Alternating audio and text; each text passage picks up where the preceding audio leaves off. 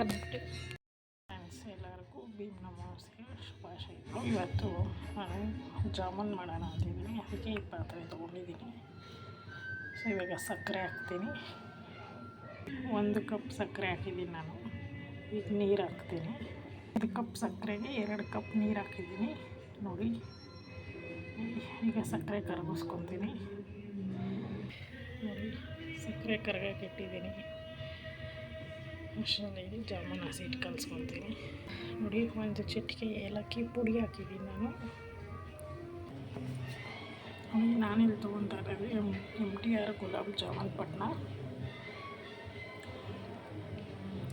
ತುಂಬ ಚೆನ್ನಾಗಿರುತ್ತೆ, ಅದಕ್ಕೆ ನಾನು ಇದನ್ನು ಯೂಸ್ ಮಾಡ್ತೀನಿ. 180 ಗ್ರಾಮ್ ಇದೆ. ಸೊ ನಾನಿವಾಗ 1 ಕಪ್ ಸಕ್ಕರೆ ಹಾಕಿದ್ದೀನಿ, ಅದಕ್ಕೆ 1 ಕಪ್ ಹಸಿಟ್ಟು ಕಲಿಸ್ತೀನಿ ನಾನು.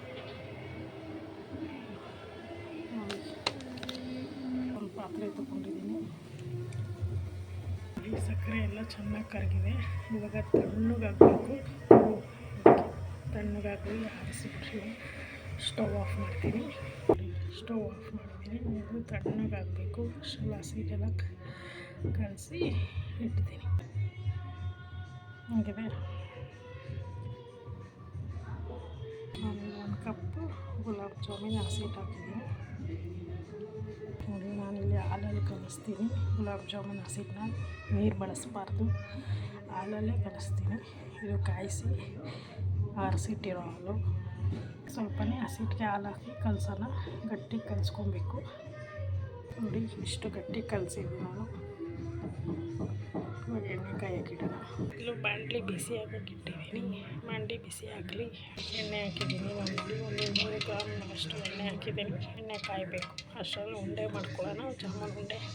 ಒಂದು ಪ್ಲೇಟ್ಗೆ ಎಣ್ಣೆ ಸವರಿಟ್ಕೊಂಡು ಹಸಿಟ್ಟು ಎಣ್ಣೆ ಪ್ಲೇಟ್ಗೆ ಮೆತ್ತಲ್ಲ.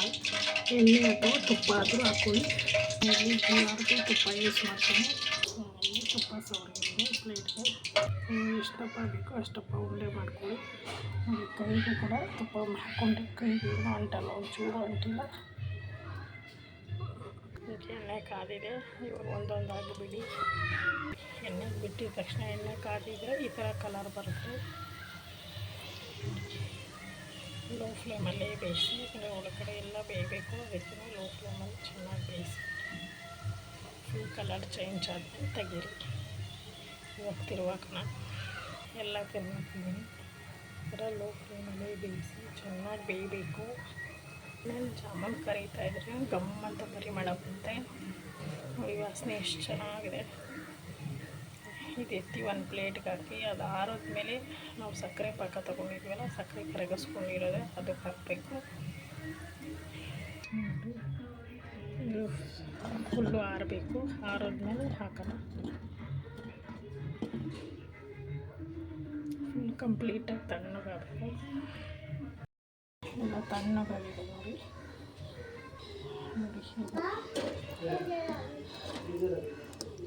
ಎರಡು ತಣ್ಣಗಾಗಬೇಕು. ಸಕ್ಕರೆ ಕಲಸಿ ನೀರು ತಣ್ಣಗಾಗಬೇಕು, ಮತ್ತು ನಾವು ಎಣ್ಣೆಲಿ ಹುರಿದ ಜಾಮೂನು ತಣ್ಣಗಾಗಬೇಕು. ಇವಾಗ ಇದನ್ನು ಸಕ್ಕರೆ ಪಾಕದಲ್ಲಿ ಹಾಕೋಣ. ಇನ್ನೊಂದು 2 ಅವರ್ ಬಿಡಿ, ಚೆನ್ನಾಗಿ ನೆನೆಯುತ್ತೆ. ಸಕ್ಕರೆ ಎಲ್ಲ ಹಿಡ್ಕೊಂಡಿರುತ್ತೆ. ನೆಂದರೆ ಇದು ಇನ್ನೂ ಡುಬ್ಬಕ್ಕಾಗುತ್ತೆ.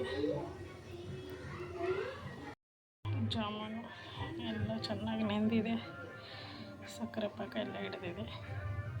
ಸಾಫ್ಟಾಗಿದೆ, ತಣ್ಣಗಾಗಿದೆ.